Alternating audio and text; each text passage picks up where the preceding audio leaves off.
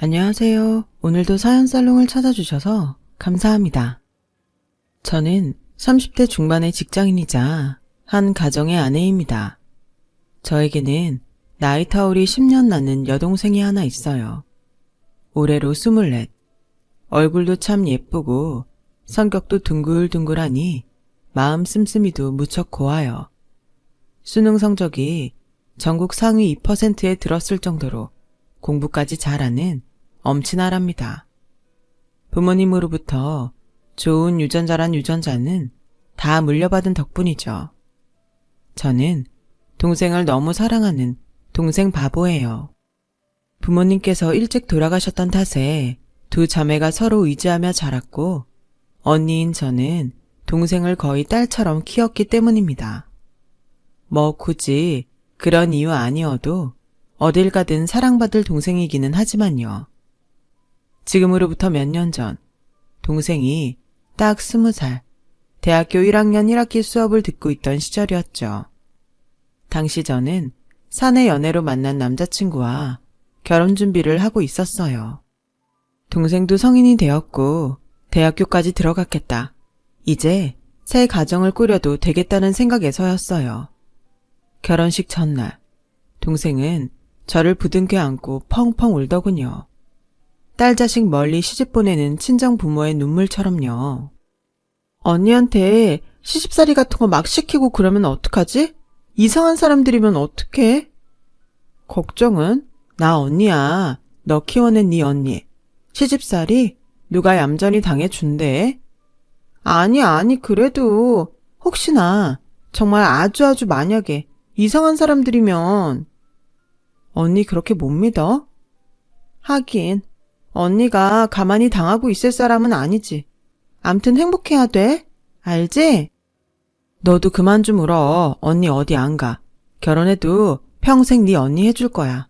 그니까 힘든 일 있거나 어려운 일 있으면 숨기지 말고 다 얘기해.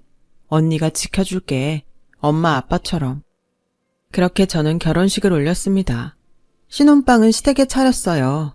동생이 대학 졸업할 때까지 등록금은 저와 남편이 책임지기로 했고 그래서 돈을 아껴야 했거든요.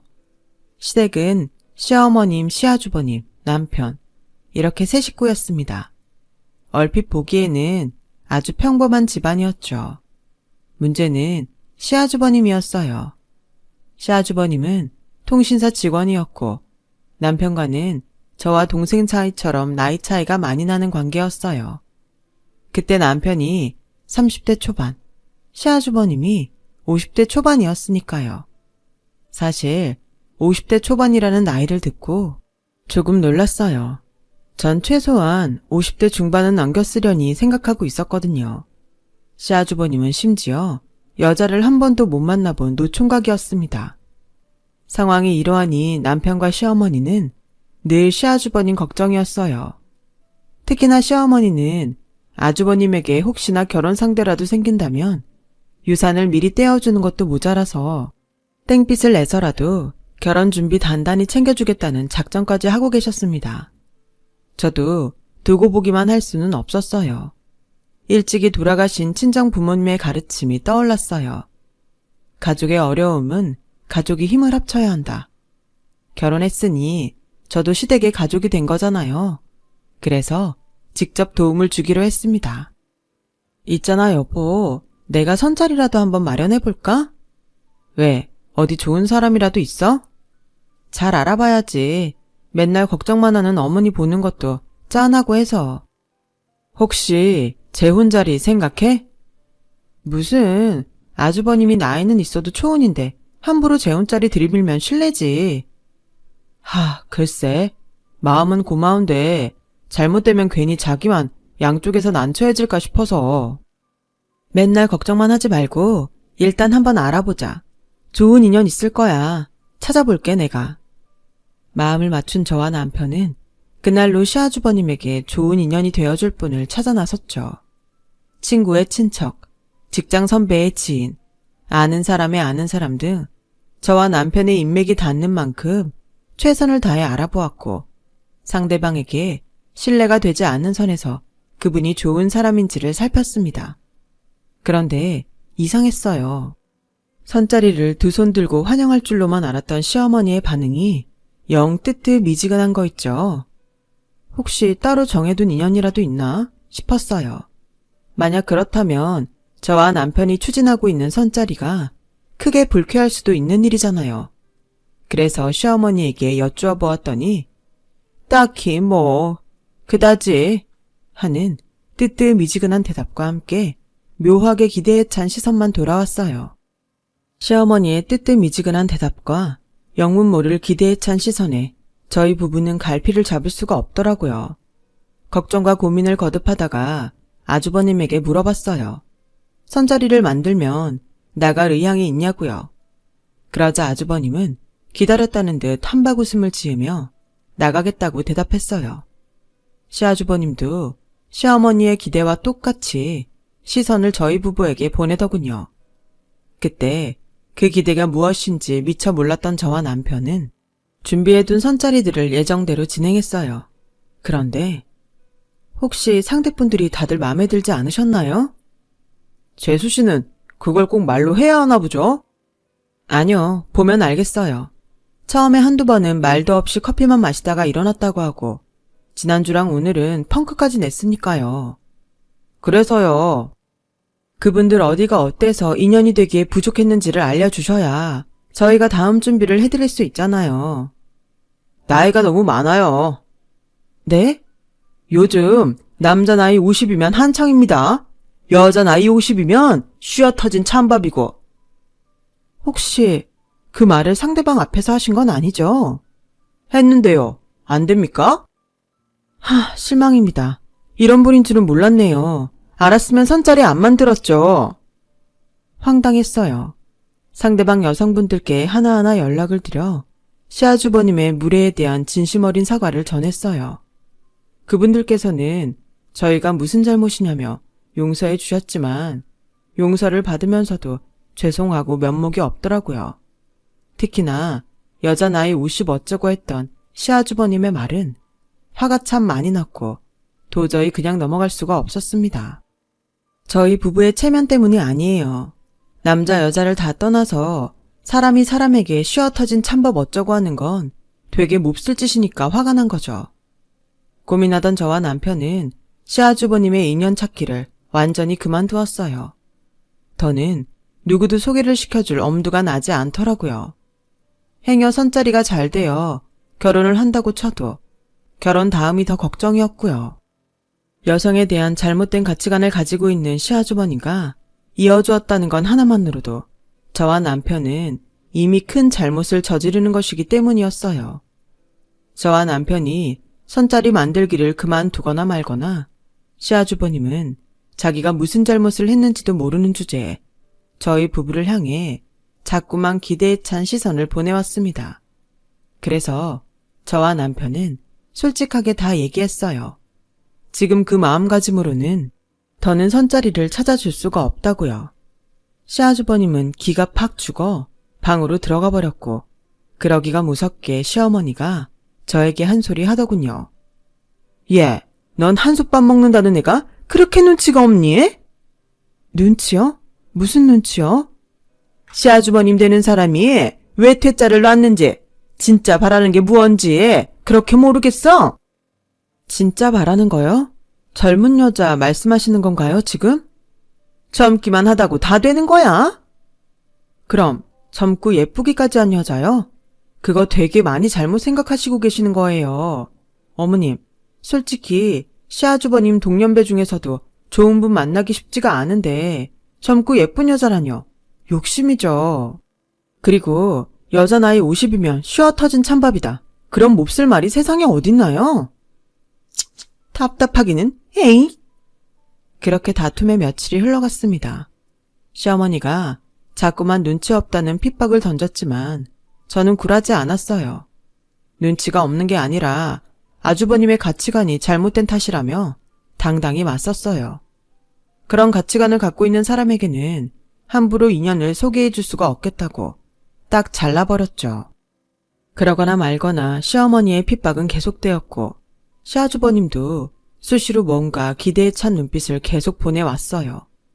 저와 남편이 아무리 더 이상의 선자리는 없다고 완강하게 잡아떼어왔자 아주버님의 기대에 찬 눈빛은 그치지를 않더군요. 아주버님은 정 그러면 자기가 알아서 할 테니 걱정하지 말라며 이상한 자신감을 보이면서도 계속 기대에 찬 눈빛을 보냈어요. 왠지 느낌이 이상했어요.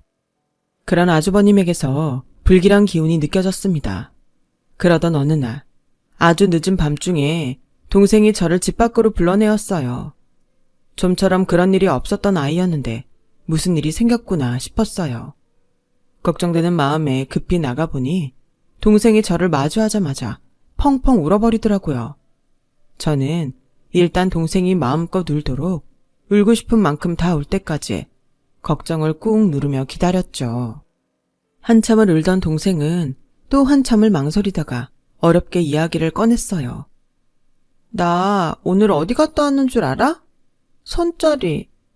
술 마셨니? 취했어? 술은 입에도 안 되는 거 알면서. 그럼 진짜라고? 너 나이가 몇인데 소개팅도 아니고 선을. 있잖아 언니. 딱 보니까 원해서 나갔던 것도 아닌 것 같고. 누구니? 어떤 미친놈이 보냈어? 너네 교수? 넌 또 그걸 나가란다고 나가니? 그럼 나보고 어쩌라고. 언니네 시어머니가 자꾸 나가라고 좋은 사람이라고 들볶는데. 순간 제 머릿속에 불길한 무언가가 떠올랐습니다. 제발 아니기를 바랐어요. 설마 했죠.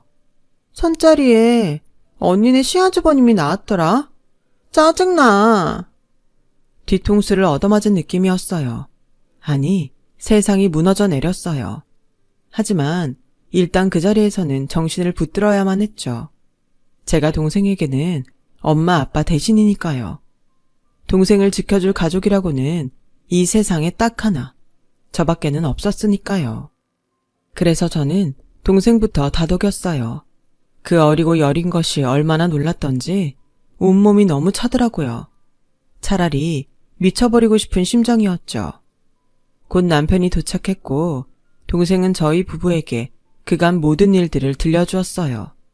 아니 글쎄 시어머니라는 인간이 저희 부부의 상견례 날부터 몰래 동생에게 연락을 했다더군요. 처음에는 평범한 안부 인사 정도였답니다.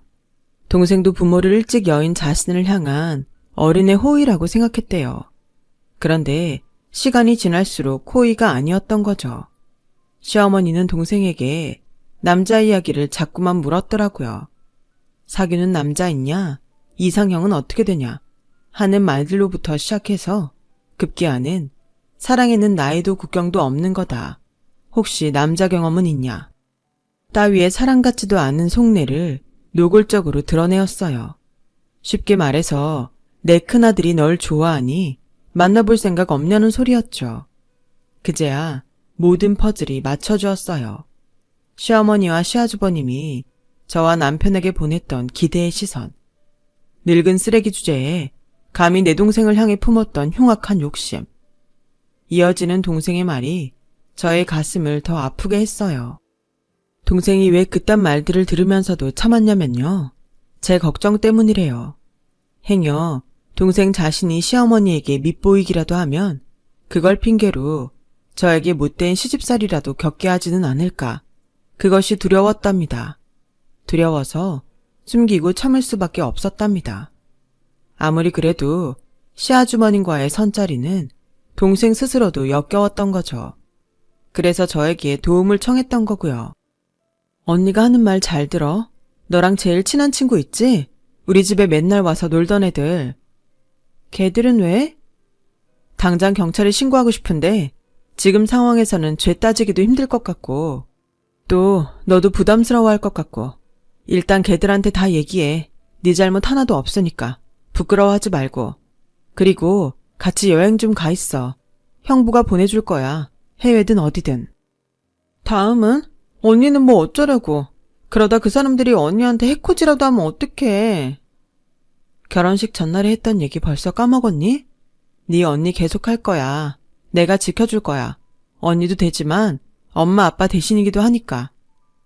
동생을 그 흉악한 인간들로부터 떼어놓는 것이 급선무였죠.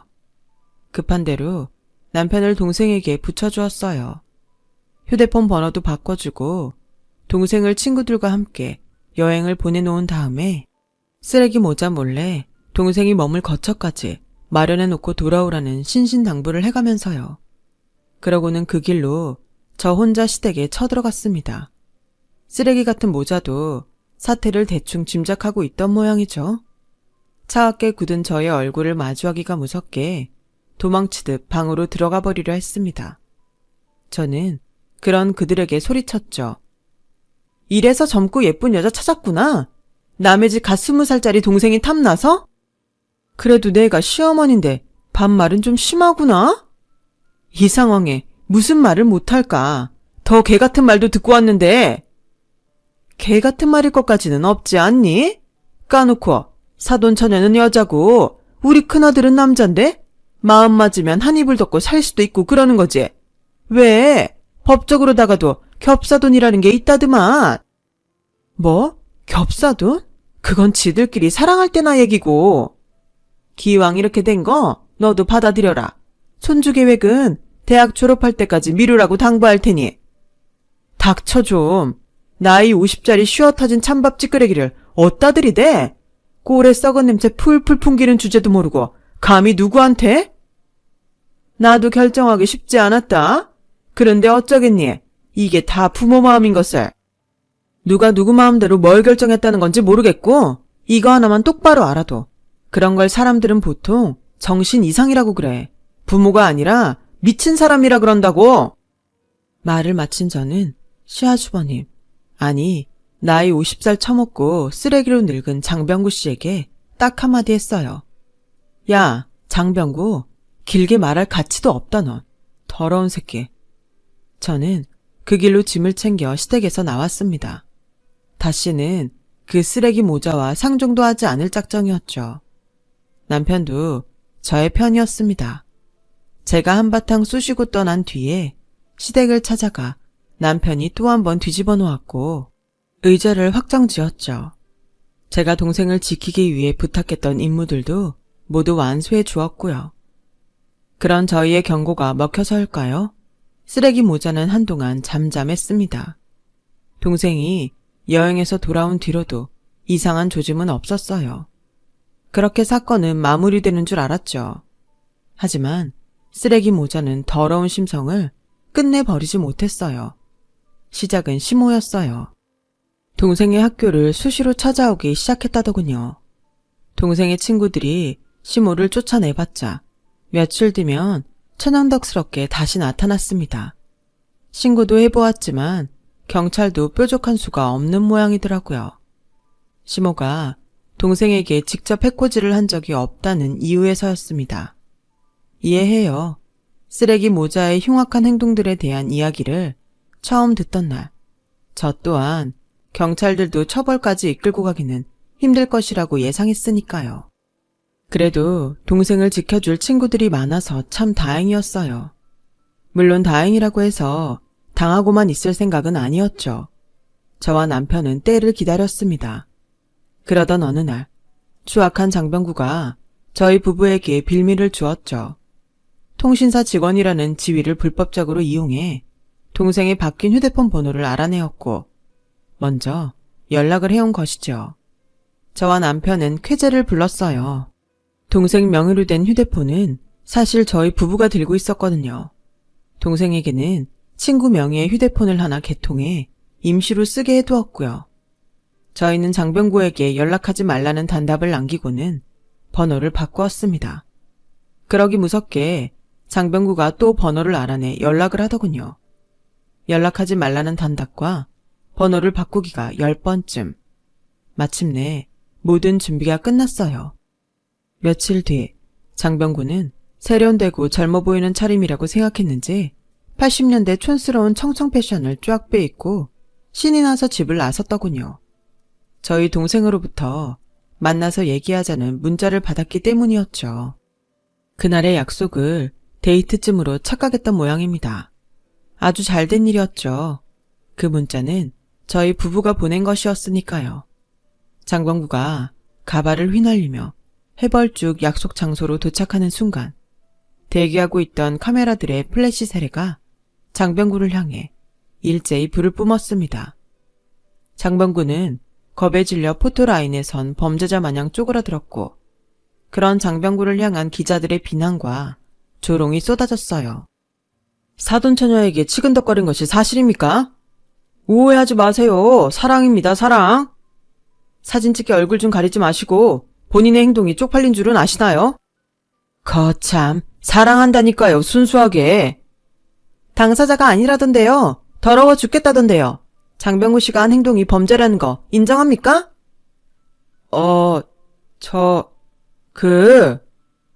쪼그라들다 못해 체면이고 나발이고 울먹이기 시작하는 꼴이 꼴사납더군요. 하지만 거기서 멈출 생각은 추호도 없었죠. 그럼 정신병원에 진료받으러 갈 생각은 없으신가요?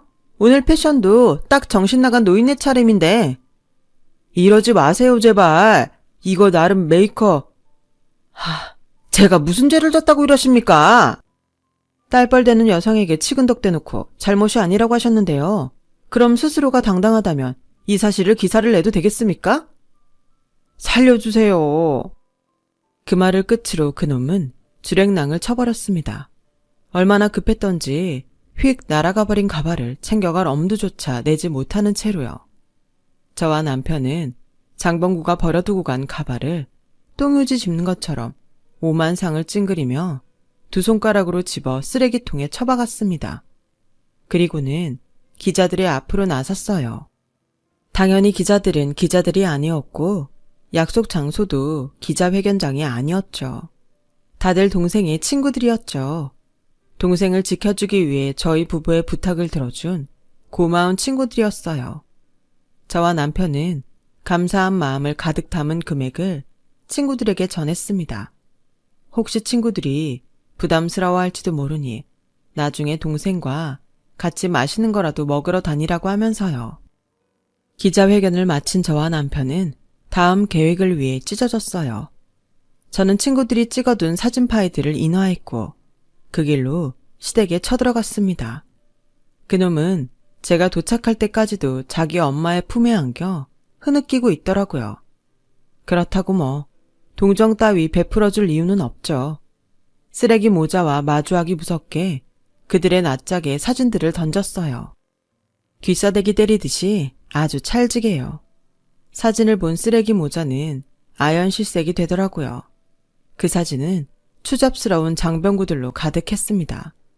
촌스러운 청청 패션으로 약속 장소에 해벌쭉 들어와서 가짜 기자들로부터 각종 비난과 조롱을 당하며 범죄자처럼 쪼그라들었던 모습 그대로요. 마침내는 꼴사납게 주랭랑 치면서 가발까지 휙 벗겨지는 장병구까지 모두. 그 사진들에 아연 실색한 쓰레기 모자의 낯짝이 얼마나 우스꽝스럽던지 혹시 오줌은 안 지렸나? 궁금하더라고요. 이럴 줄 알았으면 요실금 기저귀라도 가지고 올 걸 그랬다 싶었습니다. 축하해. 당신들 오늘부로 대한민국 공식 쓰레기 되게 생겼어. 그럼 여긴 집이 아니라 쓰레기통이 되는 거네. 이것이 보자보자니까 시애미 앞에서 버릇없이? 큰소리 칠 상황이 아닐 텐데 지금. 하긴 눈치가 있으면 지들이 사람 새끼 아니라는 거 진작에 알아먹고 치근덕거릴 일도 애초에 없었겠지.